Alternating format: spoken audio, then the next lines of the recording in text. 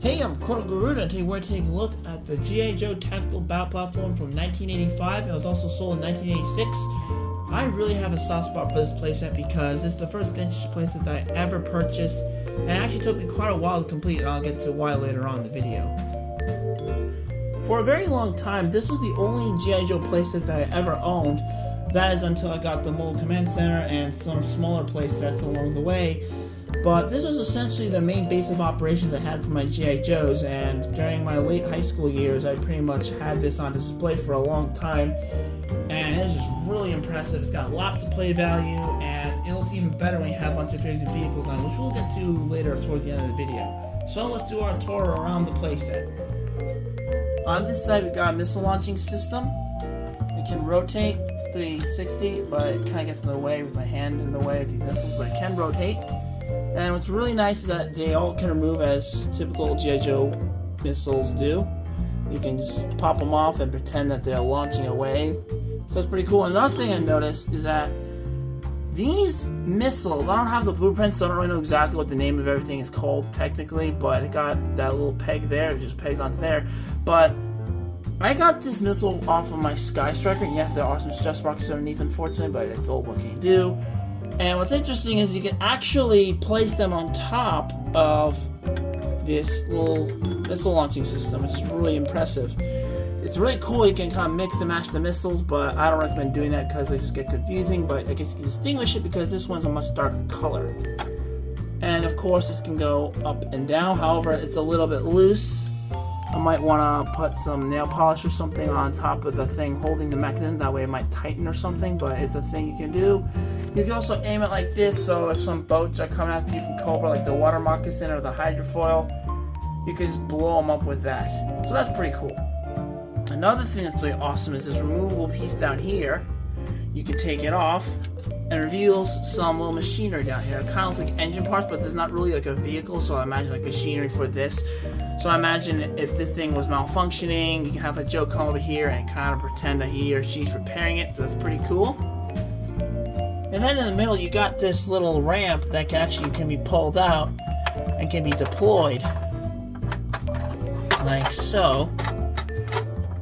And you actually can fit some small vehicles in here, like the 1986 Armadillo. You can just park it here. I got Sci-Fi riding at the moment.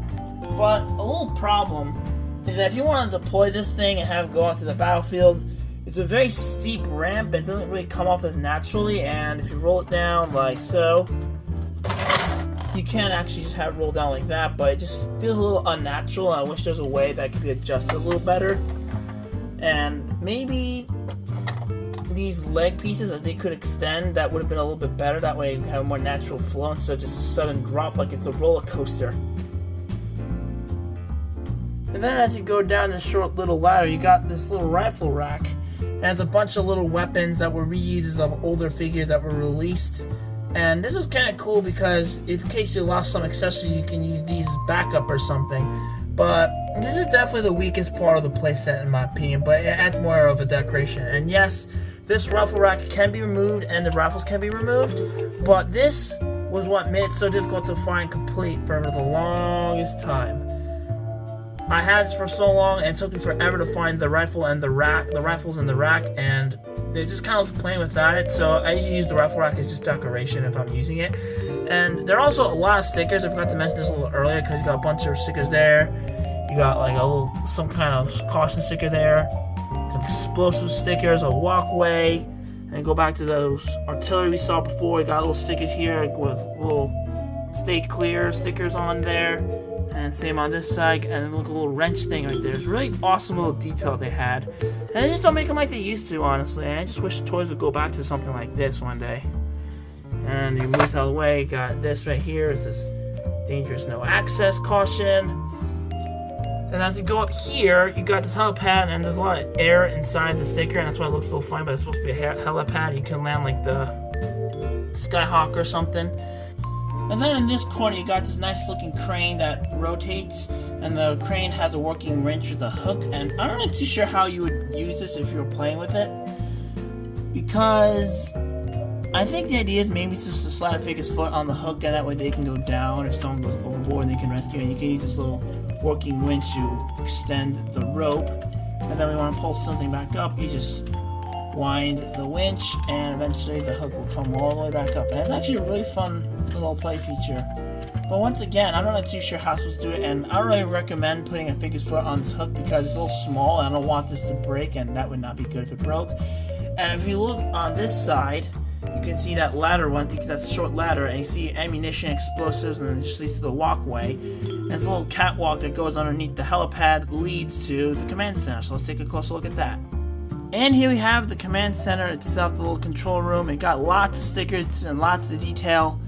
A lot of stuff going on in here. You got a little chair so you can put like mainframe in there, operate on the computer, and you can see all kinds of crazy stuff in here. It's just really awesome, and looks like there are also some radars and stuff like that, little computers. It's really nice, and one downside of this place that I noticed is that there are no foot pegs to be found anywhere, so if you're going to move this thing around or something, it's going to be a little tricky, or if you're displaying, but this can easily be fixed by getting those figure stands for G.I. Joes, and that seems to be the trick.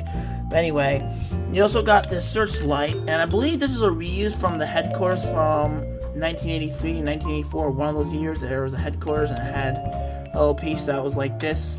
It can rotate, and it can be removed, and it can get lost, so just keep an eye on that if you're searching for one of these. You also get this antenna, which is really nice, and you got this ladder that goes down here, and you can just have a boat parked there, or bear with me now, you can have a Cobra boat just sneak their way up here, and then they can climb their way up the ladder and do some sneak attacks on the Joes when they're least expecting it. But then wouldn't the computer pick them up if they're coming, unless there's some kind of stealth technology on this boat or something? But another thing I noticed about this playset are these little hooks that are all throughout the playset. You got this one here, you got one there, there's one in the corner over there, and there's like one near the computers. And supposedly, if you have the Dragonfly, specifically for Dragonflies, there's a helicopter that was released around that time, you can actually use a hook to hook up on each of these hooks. And supposedly, with all 4 Dragonflies, if you had a bunch of them, you had a bunch of kids playing around them, they can all carry this base and just plop it wherever you want. And that is just so ludicrous. And I have no idea how many kids back in the 80s actually was able to achieve that. But that's a really interesting feature, and apparently that's how the thing was transported around in the comic books too, the old Marvel comic run, and that was very interesting. And here you have these 4 legs that hold the playset together. What's interesting is that this leg is a lot shorter than the other one. This goes in like in the back corner, one of the back corners. But what you do is that apparently these can all be adjusted so you can make it as high or low as you want on the playset. You just squeeze here and here, and you just tug on it, and that allows you to extend the legs, make it as high or low as you want. It's a really interesting little play feature. Though I do recommend being really careful when doing this, because even though it's a cool feature, like I feel like this can break if you're not really careful. I'll just show you with this one too. You just pull this one out and then pull it back in. You just do that, and it's a really interesting feature. And yes, you got the little stickers here to add more realism as always. Really cool. Let's see if I can just get this one back into its original place here. So, can be a little tricky, but it's a thing you can do, and I think it's really awesome. Especially if you want to display things underneath, it's just really awesome that you can do that. And here's the playset with a bunch of figures and vehicles on it, and I just think this looks absolutely awesome for a display, or if you're going to play with it. Here I got Barbecue just chilling here by the missiles. Got Sci-Fi in the Armadillo. We got Lowlight just standing by the laser turret. Got Roadblock holding his awesome gun, standing next to the other guns. Probably like this one more than the other guns there. Got the Skyhawk up there, and got Lady J and Mainframe chilling by the computer room.